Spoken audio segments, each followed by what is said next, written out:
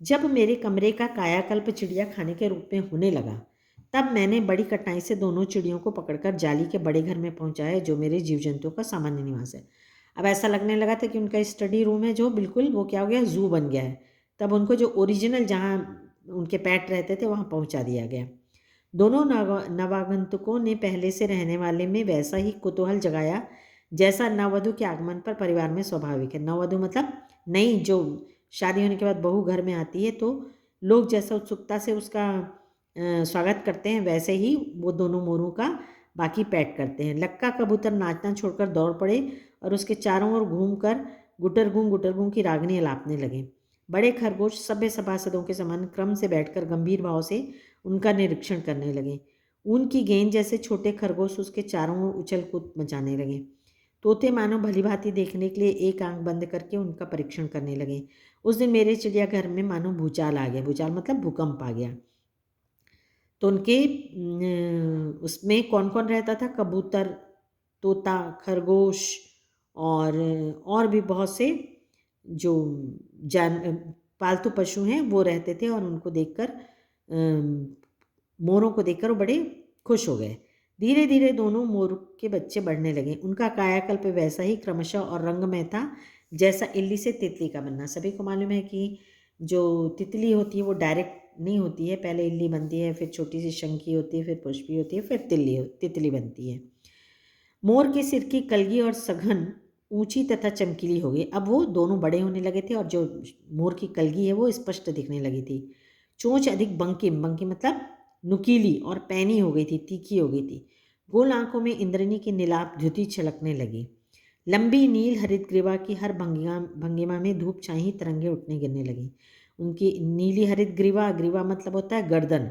गर्दन कैसी होती है उसकी?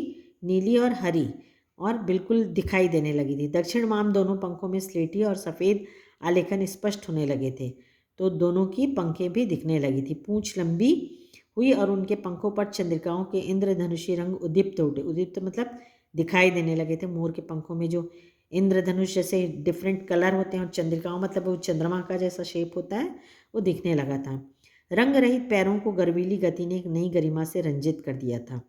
रंग रहित पैर मतलब उनके पैरों में कोई कलर नहीं होता है, ग्रे कलर के होते हैं। और उनका गर्दन ऊंची कर देखना, विशेष भंगिमा के साथ उसे नीची कर दाना चुगना, पानी पीना, टेढ़ी कर शब्द सुनना आदि क्रियाओं में जो सुकुमारता और सौंदर्य था, उसका अनुभव देखकर ही किया जा सकता है, गति का चित्र नहीं आंका जा सकता।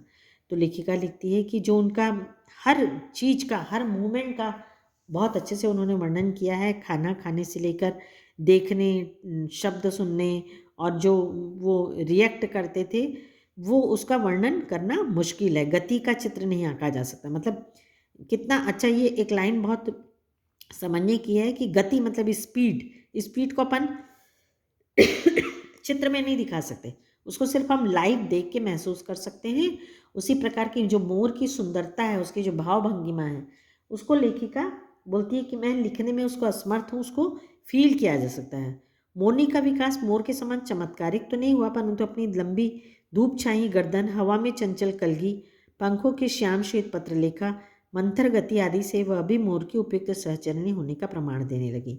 तो सभी को मालूम है कि जो मोर होता है वो ज़्यादा सुंदर होता है, उसके पंख खूबसूरत होते हैं, और मोरनी सिंपल होती है।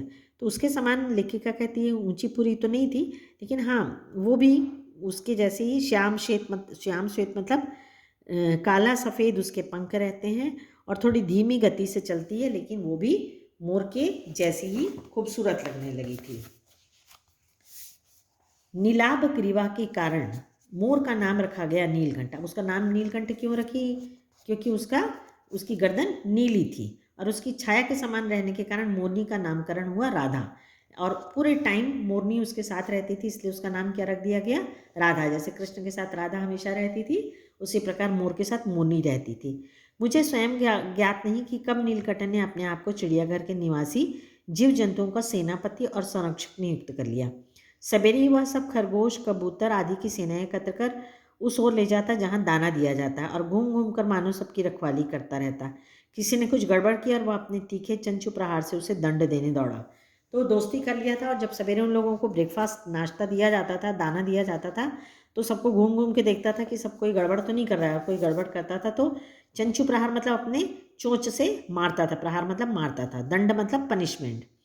खरगोश के छोटे बच्चों को वह चोंच से उनके कान पकड़कर ऊपर उठा लेता था और जब तक वे आंत्र क्रंदन मतलब रोने नहीं लगते थे, उन्हें अधर में लटकाया रहता था, हवा में लटकाया रहता था।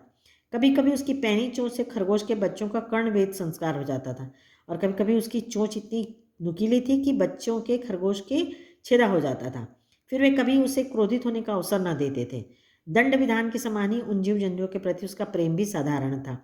प्रायः वह मिट्टी में पंख फैलाकर बैठ जाता और वे सब उसकी लंबी पूंछ और सघन पंखों में छुआ छुआ सा खेल खेलते रहते थे। तो जैसे वो पनिशमेंट देता था उतना ही प्यार करता था, अपने लंबे पंख फैला के बैठ जाता था और उसमें सब खेलते थे।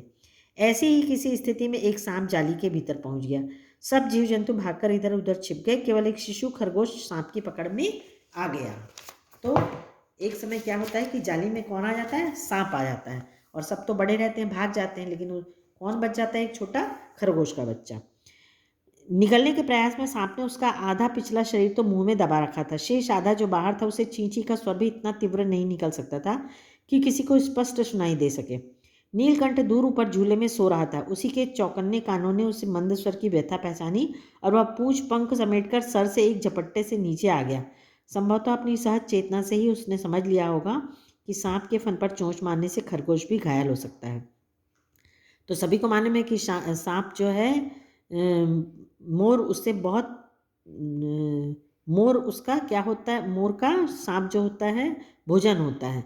तो जैसे ही उसको आधा निगल लिया रहता है खरगोश को, तो वो मोर देख लेता है और दौड़ के आता है। वो चाहता तो अपने चोंच से उसके फन को मार सकता था, लेकिन उसके मारने से क्या होता, वो खरगोश भी घायल होता। तो वो क्या करता है,